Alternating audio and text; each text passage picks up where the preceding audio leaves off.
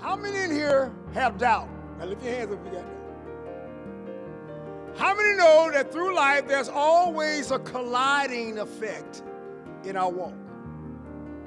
God tell you something, your flesh tell you can't do it. And flesh don't just mean within yourself, your surroundings. Write this down. Everybody's not going to agree with your vision. Everybody's not going to be happy that you have joy. As a matter of fact, in our walk, we've got to understand we have to expect opposition. And you must expect opposition, watch this, from those who are closest to you. Because a lot of those that are close to you don't see what you see. Amen? If you want a healing, sometimes they say, but that's cancer. You sure you can overcome? If you're trying to lose weight, they may say, yeah, girl, you ate the whole cake. There are some people in your very life that you didn't think were going to get delivered. Don't get deep on me. There are people that you thought were going to be damned, and God changed their life. There are financial situations that you had that you were about to give up, but God made a way. We must understand that whenever we collide with our doubt, we have to understand that faith cannot thrive in a hostile environment of self-reliance. If you think you can do it, you're wrong. You can't do it.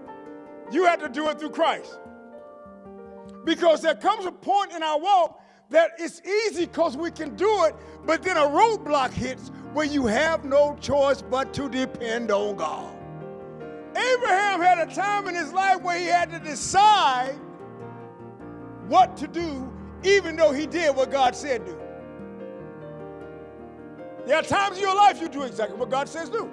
But then there's times in your life you got to decide to do what he says do. Because when it's happening, you become complacent in the things that you do.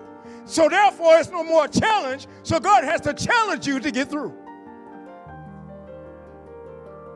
Sometimes we become so complacent in walking in God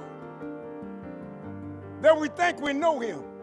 You know him from what you were coming from. But you got to get to know him for where you're going.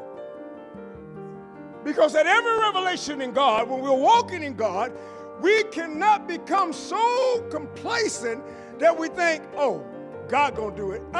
There's some things God's not gonna do till you understand how to get through. That's why the storm comes. Where there's no storm, there's no growth.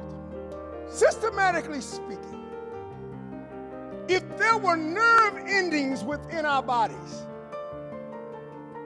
and I mean not just touch, but inside your intestine, inside your scalp, if there were nerve endings that cause pain from the process of growing, you'd hurt every day.